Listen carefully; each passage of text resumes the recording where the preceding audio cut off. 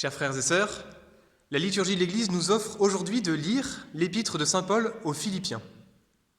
Et dans cette épître, il y a ces mots surprenants pour nous, qui l'ont été en tout cas pour moi.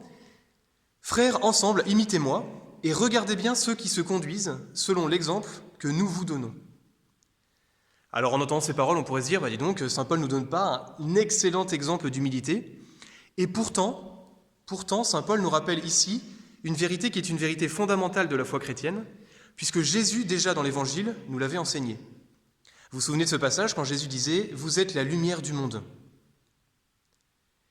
Et la lumière, c'est fait pour briller, c'est fait pour éclairer. Donc quand Jésus nous dit ça, quand saint Paul nous le rappelle, il souligne une mission du chrétien qui nous est donnée. Nous avons une responsabilité vis-à-vis du monde d'aujourd'hui, et Dieu sait que le monde a besoin de lumière.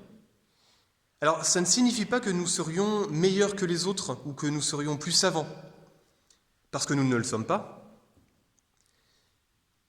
Mais c'est une mission que Jésus lui-même nous donne. En fait, le chrétien tient son nom de chrétien du fait qu'il est là pour représenter le Christ. Christ, chrétien. Ce que le monde devrait attendre en premier de nous aujourd'hui comme chrétiens, c'est d'être d'autres Christ, de voir le Christ en nous. Vous vous souvenez de ce passage quand le centurion voit Jésus mourir sur la croix? Il a ces mots très forts, il dit « Vraiment, celui-là était fils de Dieu ».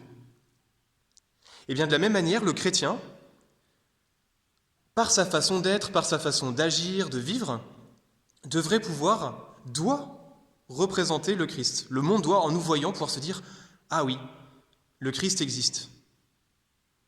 Alors la bonne nouvelle dans tout ça, c'est que ça n'est pas si difficile que ça. Saint Paul, le Christ ne nous demande pas l'impossible, parce que souvenez-vous les exemples que nous avons, Sainte Thérèse de l'Enfant Jésus qui se sanctifie en ramassant des épingles, Sainte Thérèse de Calcutta, Mère Teresa qui évangélisait simplement par un sourire. Vous voyez, un saint, c'est quelqu'un qui cherche à imiter Jésus et à le faire voir au monde.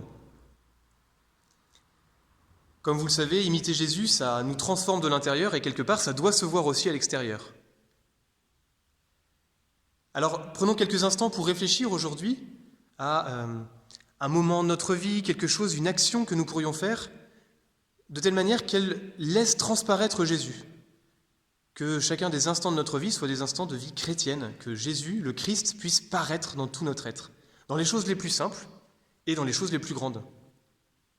Avec cette question que je vous propose de méditer aujourd'hui, de garder comme un leitmotiv qui revient, que ferait Jésus à ma place ? Dans cette situation, dans ces circonstances concrètes, dans ces soucis, que ferait Jésus à ma place ? Et puis n'oublions pas de demander l'assistance de la Vierge Marie, parce que elle formait Jésus, lui donnait naissance, elle l'a déjà fait.